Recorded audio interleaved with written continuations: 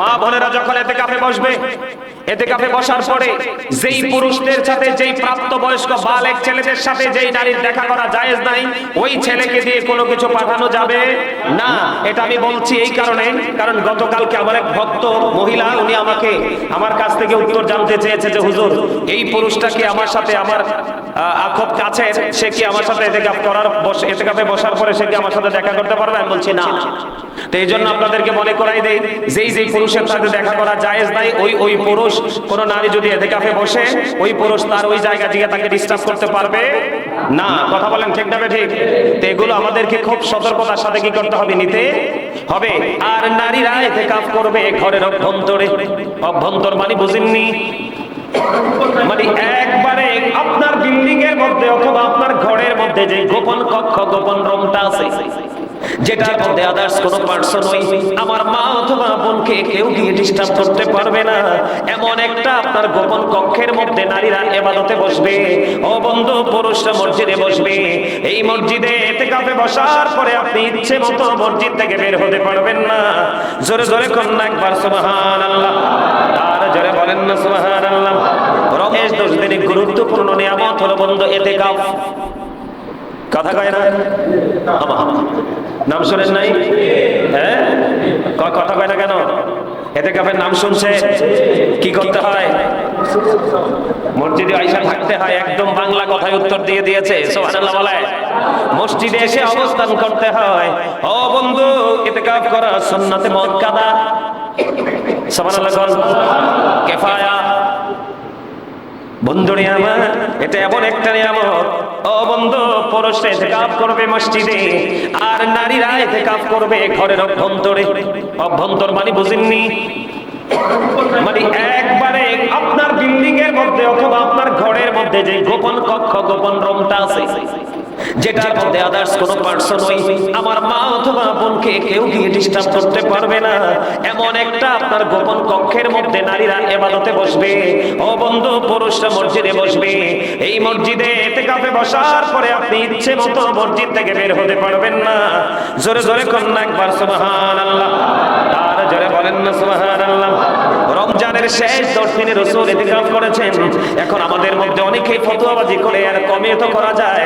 আপনি যদি রাসূলেরটা না মানেন, আপনি যেটা মন চায় সেটাই করেন, আমার কিছু বলার নাই। কথা কয় না কেন? এখনকার ইমাম সাহেবের কথা কয়টা মুসল্লি মানে? সামনে আসলে হুজুর হুজুর, আর পিছে গেলে খেজুর খেজুর, তাও কম দামি খেজুর। কথা কয় না কেন? কে ভুল বলছি নাকি? আপনারা রাগ হইয়েন না। ইমাম সাহেবদের, খতিব সাহেবদের মুসল্লি কখনো সব মুসল্লি আপন হয় না, কোনদিন মুসল্লি আপন হয় না।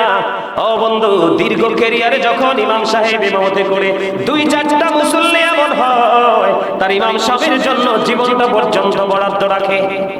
কিন্তু ম্যাক্সিমাম মুসল্লি ইমাম সাহেবের বন্ধু হয় না। প্রত্যেকটা মুসল্লি যদি তার ইমামকে বন্ধু হিসাবে বাছাই করে নিত, তাহলে প্রত্যেকটা ঘরে ঘরে একটা করে ইমাম কিন্তু অটোই তৈরি হয়ে যেত। আর ইমাম যখন তৈরি হতো, এই সমাজ থেকে নোংরা শব্দ চিরতরে মুছে যেত। কথা বলেন না কেন? আমার অনেক মুসল্লি আছে, আমার ওয়াজ শুনতে শুনতে এত পাকাপোক্ত হয়েছে, কেউ ফতোয়া দিলে সবার আগে সে যে আনসার দিয়ে দেয়।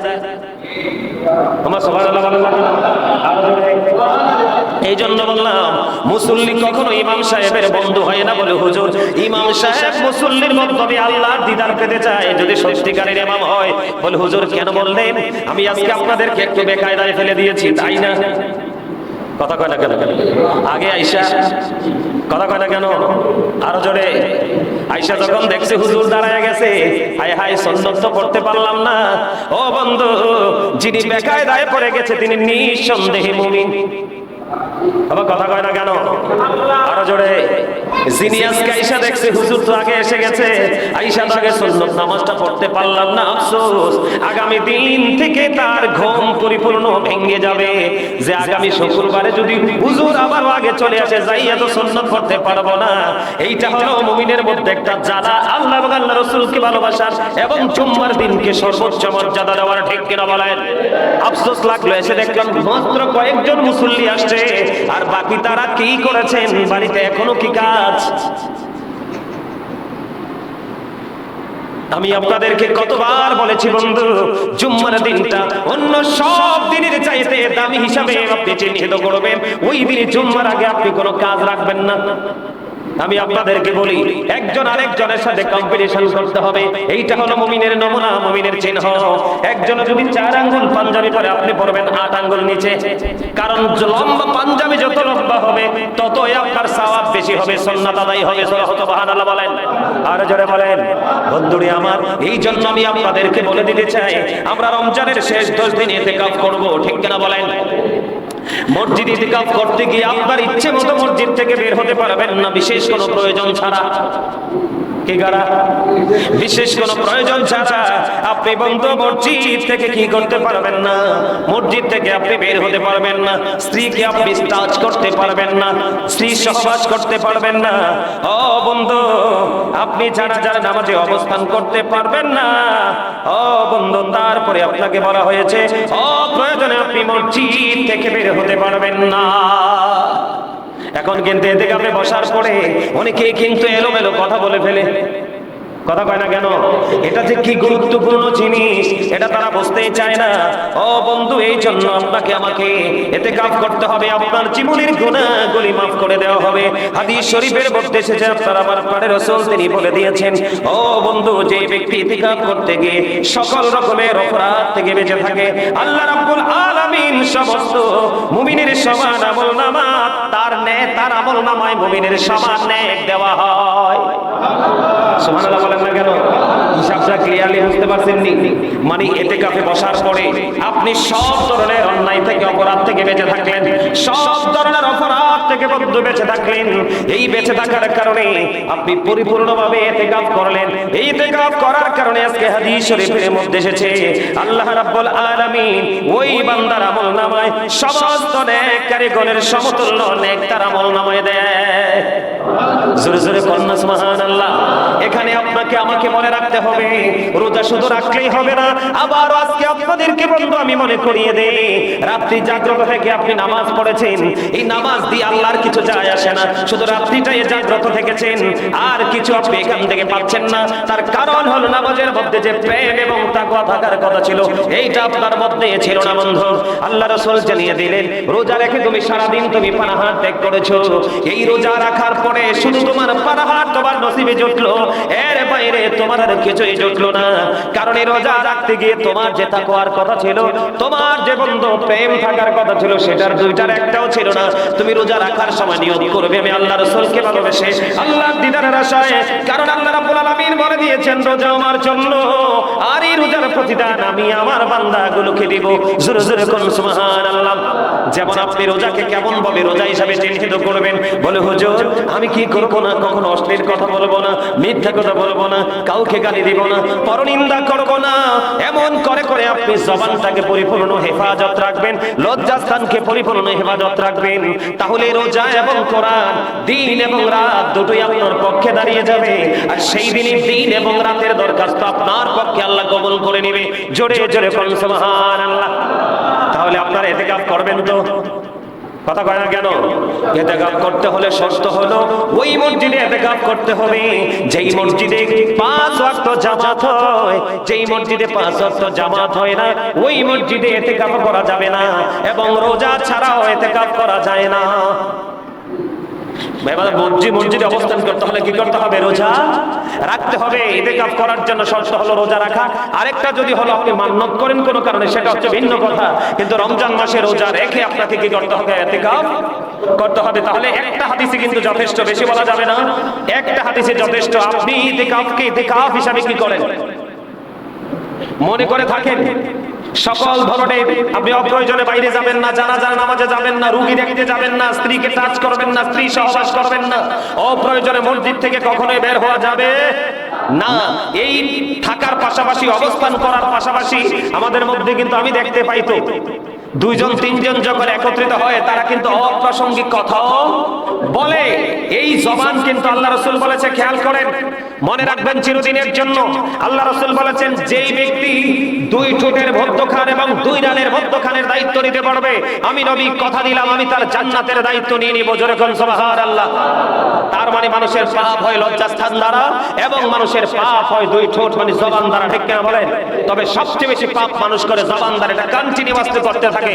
আল্লাহ যেন আমাদেরকে লজ্জাস্থান এবং জবানটাকে হেফাজত করার তৌফিক দান করে। সকলে বলুন আমিন। আর জোরে বলেন আমিন। এতে করতে রাজি আছেন না নাই? হ্যাঁ, আরে কথা কয় না। এটা কিন্তু মুরব্বীরা করতে হবে এমন না, চাইলে আপনি ইয়াং ম্যানরাও করতে পারে, এটার সওয়াব আরো বেশি হবে। সুবহানাল্লাহ বলেন আরো জোরে। তবে ইয়াং ছেলেদের একটা ভয় আছে, কইতাম নি আমার কথা কয় কইতাম। আশা করি সালাক যারা তারা বুঝতে ফেলছে কথা কয় না কেন? রাতের বেলা কি ছেলেদের কোনো সমস্যা হয় না? কথা কয় না কেন? এইটা যদি হইয়া যায় তাহলে তো মরণ। কথা বুঝতে পেরেছেন? এই জন্য ইয়াং ছেলেরা ইতিকাফে না বসাটাই আমি মনে করি, এটা কোরআন কিতাবের কথা না, আবার ফতোয়া তো দিয়েন না কিন্তু। কথা কয় না কেন? আর যদি কেউ মনে করে, কোন ছেলে মনে করে যে না আল্লাহ যদি আমাকে সাহায্য করে, আমার সে বিশ্বাসীবান আছে, আমার এরকম কোনো সমস্যা হবে না, তাইলে থাকতে পারে।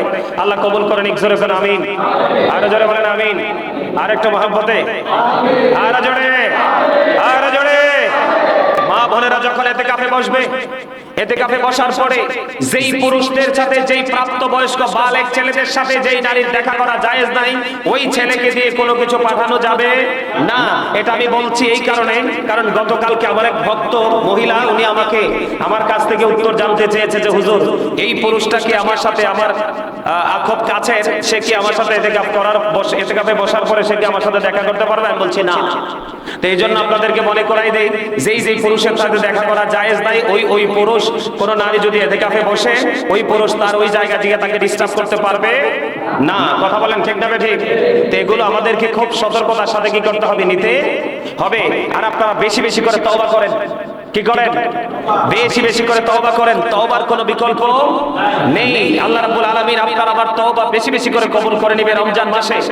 আল্লাহ বেশি খুশি হয় বান্দা যখন তওবা করে। কেমন খুশি হয় জানেন?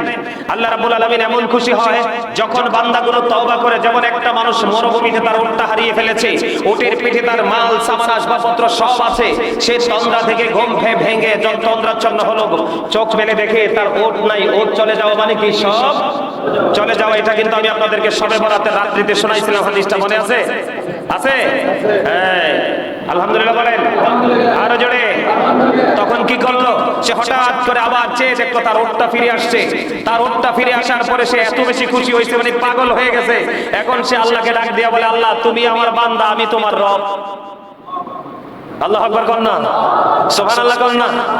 আবারও বাণী করে দিলাম, আল্লাহ কি এটা বলাতে রাগ হইছে?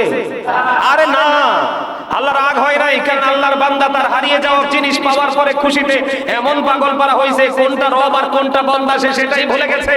আল্লাহ রাব্বুল আলামিন ডেকে ডেকে বলে দিলেন, আল হাবিব আপনি জানিয়ে দেন আমার বান্দাগুলোকে, ও হাবিব আপনি জানিয়ে দেন আমার উম্মত, আপনার উম্মতগুলোকে আমি আল্লাহ ওই যেই বান্দাটা, আমার যে বান্দাটা সে হারিয়ে যাওয়া জিনিস পাওয়ার পরে ভুল করে আনন্দের চোটে সে ভুল করে বলে ফেলল, আল্লাহ তুমি আমার বান্দা, আমি তোমার রব। ওই বান্দার চাইতে বেশি খুশি হয় আমার বান্দা যখন কোনো অপরাধ করার পরে আমার কাছে সারেন্ডার করে। জোরে কন্না সুবহানাল্লাহ। মজা লাগছে না? হুদ্দা কিছু লোকের কাছে মজা লাগছে অনেক বেশি, এটা আমি দেখতেই বুঝতে পারতেছি, কিন্তু সবার কাছে তো মজা নাই। মিয়া যদি মজা লাগতো হাসিটা তো এত বড় হইতো। আপনি কি মনে করছেন এত বড় অন্যায়? শরীয়তের আমাদের দৃষ্টিতে অন্যায় না? কত বড় কথা বলে ফেলছে। আল্লাহ আরে না বেটা, ওই বেটার চেয়ে বেশি খুশি হই আমার বান্দা যখন অপরাধ করার পরে আমি আল্লাহর কাছে তওবা করে। জোরে কন্না সুবহানাল্লাহ। আরে যারা বলেন সুবহানাল্লাহ। তবে তওবা করার সময় আপনাকে গুরুত্বপূর্ণ কিছু মনে রাখতে হবে, আল্লাহ আমাকে তুমি মাফ করে দাও, এক নাম্বার। দ্বিতীয়ত হলো, যে অপরাধের জন্য আজকে আমি তোমার কাছে ক্ষমা চাচ্ছি, এই অপরাধ যেন আমার দ্বারা জীবনে আর কোনোদিন না হয়। সচেতন থাকা, ঠিক কিনা? আরো যারা বলেন, এই দুটো জিনিস আপনার মধ্যে খুব গুরুত্ব সহকারে রাখতে হবে। আর নতুন করে পাপের সাথে যুক্ত হওয়া যাবে না, তাহলে আপনি হবেন তাওবাতান নাসুহার অন্তর্ভুক্ত। জোরে কন্না সুবহানাল্লাহ।